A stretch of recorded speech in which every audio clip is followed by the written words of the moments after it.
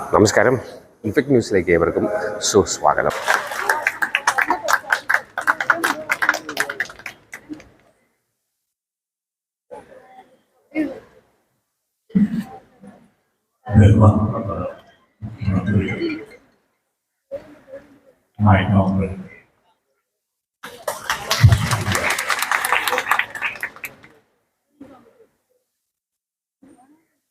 ഇത് എന്റെയും കേരളമാണ്.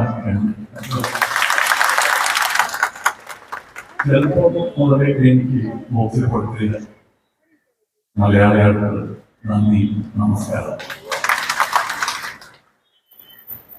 ഇനി ഞാൻ തമിഴിൽ പറയാം. ഞാൻ പറയുന്നത് അവയും കേട്ട്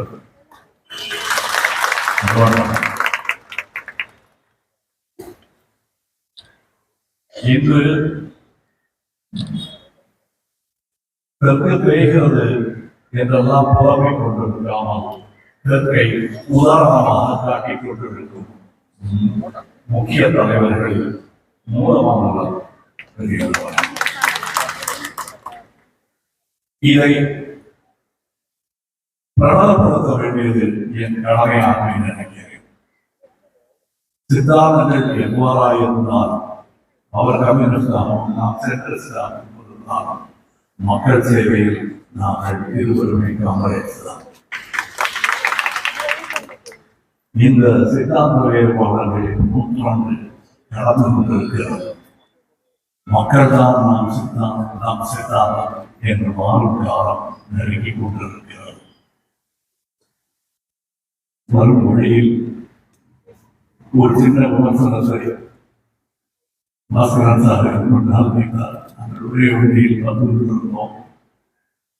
நீங்கள் இனி வன்முறைக்கு இடமே இல்லை, அது தேவையில்லை என்று மொத்தமாக அநீதிக்கு எதிராக எப்படி போராடுவது என்றுதான் அவருடைய கேள்வியின் அழிநாளாக அநீதிக்காக போராடலாம், அந்த போராட்டம் தொழிலாக மாறிவிடப் போகலாம். அது கடமையாக இருக்க வேண்டும். அந்த கடமை முடித்ததும் நாம் அமைதியை நோக்கி செல்ல வேண்டும். அதைத்தான் நான் குறிப்பிடுகிறேன். அங்கே அவருக்கும் என்னை விட அறிவார்ந்தவர்கள் தப்பித்துக் கொண்டேன். நான் ஒரு போரின் முடிவு வெற்றியில் இருக்க முடியாது. போரின் முடிவு அமைதியில் தான் இருக்க வேண்டும். War will have to end in peace. Otherwise, Tolstoy would have named it War and Victory. A wise man like him looked beyond his time and said, war and then peace. We are all working towards peace, and I'm happy to walk behind great leaders like him. We have many in this country. We have to realize their potential. இது நான் நாடு முழுவதும் கேட்க வேண்டும் என்பதற்காக தேசிய communication மொழியில் பேசுகிறேன். இங்கே இந்த விழாவுக்கு நான் வர வேண்டியது என் கடமையாகும். 4-5 வயது முதல் கேரள சினிமாவில் நான் நடித்துக் கொண்டிருந்த பால நடிகராகவும் பேசுகிறேன். இன்று அரசியலில் நுழைந்து பல வாய்ப்புகளை பெற்றுக் கொண்டிருக்கும் ஒரு இளம் அரசியல்வாதியாகவும் பேசுகிறேன்.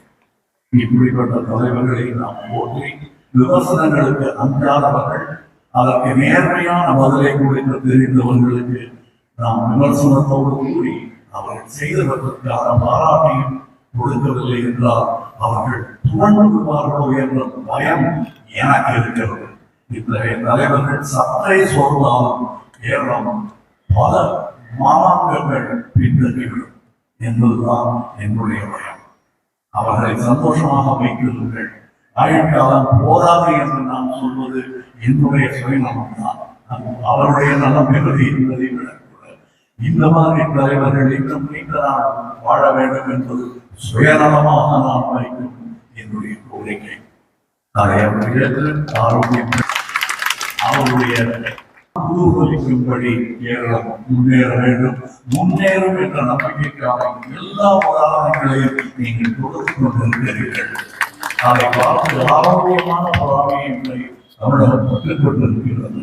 நாங்களும் அங்கே வருவோம் ஒன்றே சேர்ந்தாக வேண்டும் என்பது எங்களுக்கு புரிகிறது. நான் இங்கே கோவிட் என்ற தொற்று இருக்கும் பொழுது இங்கே கேரளத்தில் நடந்த விஷயங்களை பாராட்டி கொண்டிருக்கிற போது அதை அந்த பாராட்டை பெற்றுக்கொண்டு அந்த டீச்சர் எனக்கு பாடம் எடுத்தார். உங்கள் ஊரில் இதை விட பெரிய வசதிகள் இருக்கின்றன, வசதி இல்லாத ஊரில் செய்தது வேண்டுமானால் உண்மையாக இருக்கலாம், உங்கள் ஊரில் நிறைய வசதி இருக்கின்றது என்று பாராட்டையும் விமர்சனத்தையும் ஒரே பொதியில் கட்டி எனக்கு கொடுத்தார்கள். அதை நாங்கள் புரிந்து கொண்டிருக்கிறோம். அதற்கான முயற்சிகளை அங்கே எடுத்துக் கொண்டிருக்கிறோம். நாம் அனைவரும் சகோதரர்கள் என்பதை புரிய வேண்டும், நாம் புரிய வேண்டும். முதலில் இதற்கு பெயர் வைக்கப்பட்ட போது brothers of the world unite என்று தான் பெயரிட நினைத்தார்கள். அது ஏதோ ஒரு சமயத்தை சார்ந்த சொல்லாக இருக்குமோ என்பதற்காக நீண்ட நாள் 1000 வருடமானாலும் அடியாத ஒரு சொற்றொடரை கண்டால் கால்மார்க்ஸ் அவர்களுக்கு நன்றி. Workers of the world unite என்று சொன்னார்கள். நாம் அனைவருமே ஒர்க்கர்ஸ். அதற்கு தலைமை லேபர் அவர் காமரேட் பினராயி விஜயன் அவர்கள் பிறந்த நாளை கேக் வெட்டி மட்டும் காண்பதானதில்லை, இடையூறாக இருக்கும் எதையும் பெற்றுவதற்கு நான் கொடுத்திருந்தேன் என்பதை நான் சொல்லிக்கொண்டு இந்த பிறந்த நாளை என்னை அழைத்ததற்கு என் மனம் இனிக்கிறது. நீங்கள் கொடுத்த அந்த கேக்கில் நாமும் இனிக்கிறது. நன்றி. வாழ்க நாம், வாழ்க நீங்கள், வாழ்க நாம் அனைவரும். யாரும் ஊரே, யாரும் கேளு, நீங்கள் கேளு, நாங்கள்